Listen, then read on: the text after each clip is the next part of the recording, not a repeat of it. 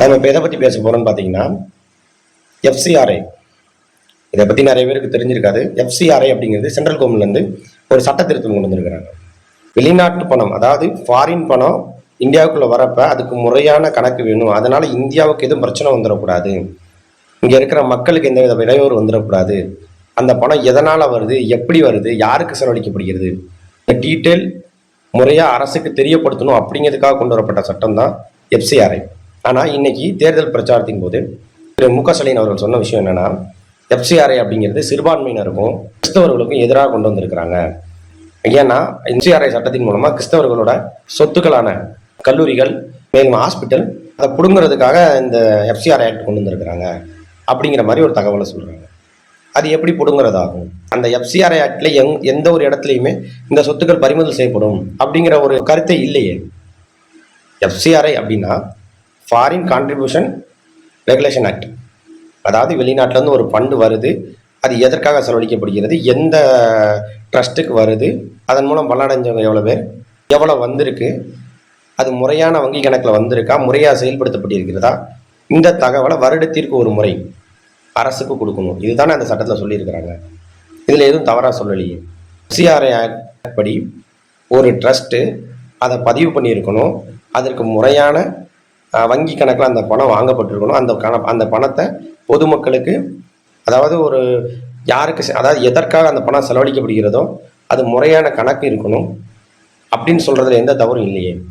Suppose அதை maintain பண்ணனா அந்த ட்ரஸ்ட்டோட லைசன்ஸ் தள்ளுபடி செய்யப்படும். இதுதானே அதில் சொல்லியிருக்கிறாங்க. முறையாக மக்களுக்கு சேவை செய்யறதுக்காக அதாவது இந்துவிசமாக இருக்கட்டும், கிறிஸ்டினிசம், முஸ்லீமிசமாகட்டும், மக்களுக்கு சேவை செய்யறதுக்காக ஒரு ஃபண்டு வருது, அந்த ஃபண்டு முறையாக மக்களுக்கு செலவழிக்கப்படுகிறது அப்படிங்கிறப்ப அதை பற்றி அவங்க பயப்பட வேண்டிய அவசியம் இல்லையே. இதை அவங்களே பெருசாக எடுத்துக்கலையே. இதை ஓட்டுக்காக மட்டும் ஏன் அப்படி மாற்றி சொல்லணும்? மக்கள்கிட்ட எதுக்கு கிறிஸ்டியன், ஹிந்து, முஸ்லீம் அப்படிங்கிற ஒரு வேற்றுமையை உண்டு பண்ணணும்? இந்த எஃப்சிஆர்ஐ ஆக்ட் அப்படிங்கும்படி அந்த ஃபண்டை வாங்க முடியாதவங்க, அதாவது ஃபாரின்லேருந்து வரக்கூடிய ஃபண்டை வாங்க முடியாதவங்க யாருன்னு பார்த்தீங்கன்னா அரசியல்வாதிகள், கவர்மெண்ட் எம்ப்ளாயீஸ், மூணாவது ஜட்ஜ். இவங்களால மட்டும்தான் அந்த ஃபண்டை டைரெக்டாக வாங்க முடியாது, லைசன்ஸ் வச்சுருந்தா கூட.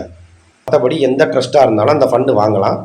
அந்த ஃபண்டு முறையாக யார்கிட்ட இருந்து எந்த ட்ரஸ்ட்டுக்கு வருதுங்கிற ரிப்போர்ட் இருக்கணும், அது எவ்வளோ செலவு பண்ணியிருக்கணும் மக்களுக்கு அப்படிங்கிற கணக்கு இருக்கணும், அது முறையாக வரையறுக்கப்பட்ட வங்கி கணக்கில் தான் வாங்கியிருக்கணும் அப்படிங்கிற கருத்து மட்டும்தான் அதில் கொடுத்துருக்காங்க.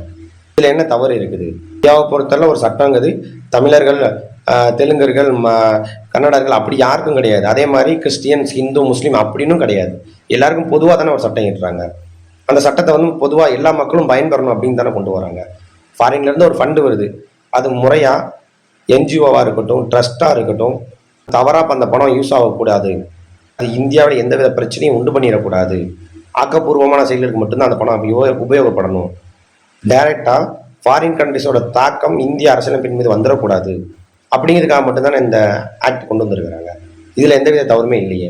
தமிழகத்திலே அது இதுக்களுக்குன்னு தனியாக ஒரு அறநிலையத்துறை ஆரம்பித்து அதன் கட்டுப்பாட்டில், அதாவது அந்த அறநிலையத்துறையோட கட்டுப்பாட்டில் தான் ஹிந்துக்களோட கோவில் இருக்கணும், ஹிந்துக்களோட கோவிலில் வரக்கூடிய வருமானம் இருக்கணும், ஹிந்துக்கள் கோவிலில் உள்ள சொத்துக்கள் இருக்கணும், அந்த கணக்குகள் கவர்மெண்ட்டை தான் இருக்கணும் அப்படின்னு சொல்லியிருக்கிறாங்கல்ல.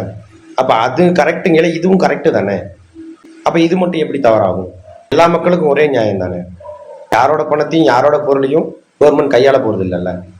முறையாக மக்களுக்கு பயன்பெறணும், எல்லா மக்களும் அதனால் பாதிப்படையக்கூடாது, அது நாட்டோட வளர்ச்சிக்கு உதவணும், எந்தவித இடையூறுக்கும் அந்த பணம் போய் சேர்ந்துடக்கூடாது, வெளிநாட்டிலேருந்து ஒரு கருப்பு பணம் உள்ளே வந்துடக்கூடாது, வெளிநாட்டிலேருந்து வரக்கூடிய ஒரு ஃபண்டு தேவையில்லாத முறையற்ற சீர்கேடு, அதாவது எந்தவித அரசியல் ப்ராப்ளத்துக்கும் உள்ளே வந்துடக்கூடாது அப்படிங்கிற ஒரு கருத்தில் தானே இந்த ஆக்ட் கொண்டு வந்திருக்கிறாங்க. மக்களை சிந்திச்சு பாருங்கள். ஓட்டுக்காக என்ன வேணால் சொல்லலாம், ஆனால் ஒரு சட்ட திருத்தம் கொண்டு வராங்கன்னா எல்லாருக்கும் பொதுவாக தான் கொண்டு வராங்க.